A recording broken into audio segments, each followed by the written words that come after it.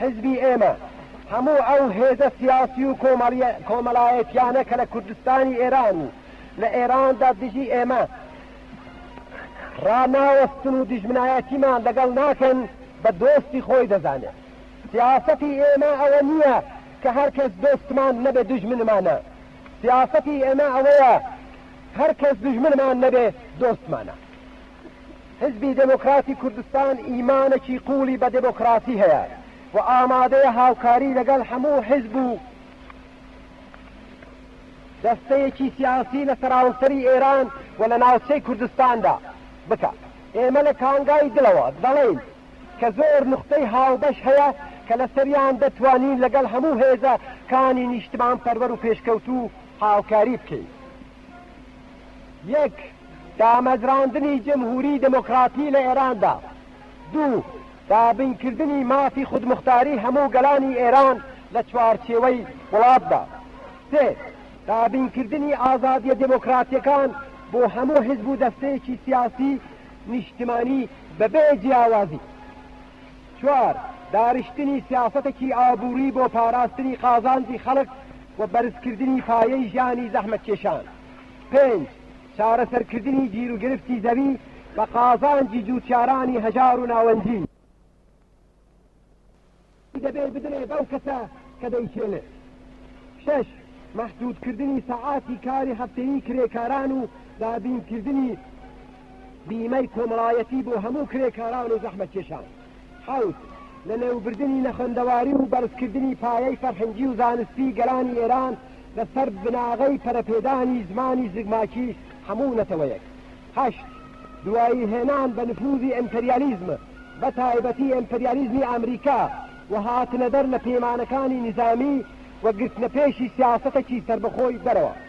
نۆ، هاودەردی و لایەنگری هەموو جوڵانەوەکانی ڕزگاری خوازی و پشتکردنی مافی دانانی چارەنووسی نەتەوەکان بەدەست خۆیان. دا، دامەزراندنی پەیوەندی لەگەڵ هەموو وڵاتێک کە لەسەر ئەساسی ڕێزگرتنی یەکتر و ناسینی حاکمیەتی نەتەوایەتی و دەستێوەرنەدان لە کاروباری ناوەوەی یەکتر و پێکهێنانی پەیوەندی دۆستایەتی و هاوکاری لەگەڵ وڵاتانی دژی ئیمپەریالیستی و سۆسیالیستی.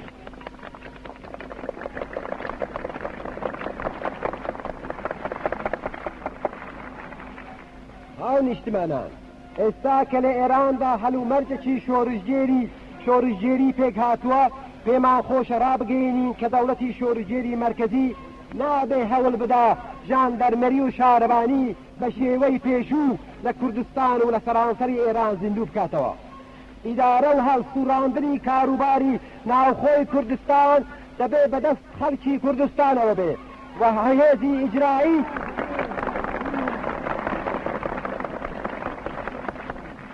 هێزی ئیجرایی ناوەوە دەبێ پەیڕەوی لە شۆڕاکانی ئینقلابی بکە کە لە شار و دێ پێک هاتوون. لەسەر ئەرتش نەزەرمان ئەوەیە کە ئەرتشی کۆنەپەرستی شاهنشاهی دەبێ هەڵوەشێ و لە جێگای ئەو ئەرتشی گەلی کە برای خەڵک بێ و تەنیا ئەرکی دیفاع لە سنوورەکانی وڵات بێ دابمەزرێت. لە دوڕۆژدا نابێ ڕێگا بدرێ ئەرتش دەسترێژی بەسەر خەڵک بکە و ببێ بە گۆپاڵی دەستی دەوڵەت بۆ سەرکوتکردنی جوڵانەوەی خەڵک. کوردستانی ئێران دەبێت لە حاڵەتی ناوچەیەکی میلیتاریزە نظامی کراوە بێتە دەر و ئەو پادگانانە کە بۆ دیفاع پێویستن دەبێ نزیک سنوور بن نەک لە نێو شارەکانی کوردستاندا.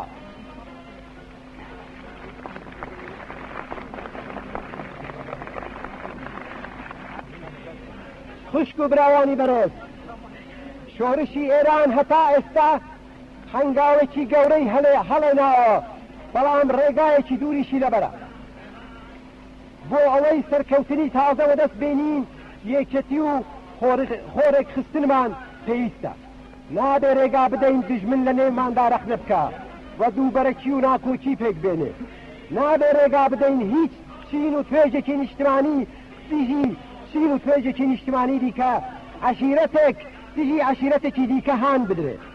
نابێ ڕێگا بدەین دەستە و حیزبێکی سیاسی پێشکەوتووی هێزی خۆی بۆ کوتانی دەستە و حیزبێکی سیاسی پێشکەوتووی دیکە سەرخان بکە. با فێری دموکراسی بین و و تەمرینی دموکراسی بکەین.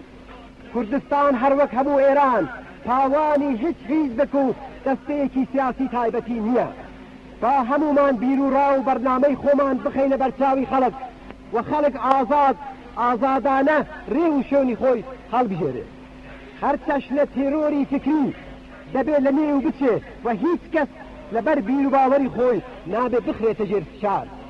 لەسەر دۆستان و لایەنگران و ئەندامانی حزبی دموکراتی کوردستانە کە بیر و ڕاو و بەرنامە و داخوازەکانی حزبی ئێمە لە نێو کۆمەڵانی خەڵکی کوردستاندا بە شێوەیەکی دموکراتی بڵاو بکەنەوە و پشتیوانی ئەوان بۆ لای حزب ڕابکێشن. لەسەر ئەندامان و کادرەکانی حزبی ئێمەیە کە بە هەموو هێزیانەوە بۆ بوژانەوە و دامەزرانەوەی ڕێکخراوەکانی حزبی تێبکۆشن و هەرگیز نابێ لە بیریان بچێ کە ڕێکخراو کە تەشکیلات شەکی هەرا گرنگی ئێمەیە. ئەو چەکەمان پێبێ هەموو خەڵاتێکمان پێدەگیرێ. هاو نیشتمانان، هاوڕێیان، میوانانی خۆشەویست، جارێکی دیکە بەخێرهاتن و پیرۆزباییتان لێ دەکەم. هیوام ئەوەیە کە گەلی کورد بە تێکۆشانی هەموو ڕۆڵە بە شەرەفەکانیەوە هەر بیر و باوەڕێکیان هەبێ و بەشانی گەلانی دیکەی ئێران لەم خەباتە مێژوویەدا سەرکەوێت. با بەرهەمی خەباتی شلگێر و یەکگرتووی ئێمە جمهوریەکی دموکراتی ڕاستەقینە بۆ ئێران و خودمختاری بۆ کوردستانی ئێران بێت.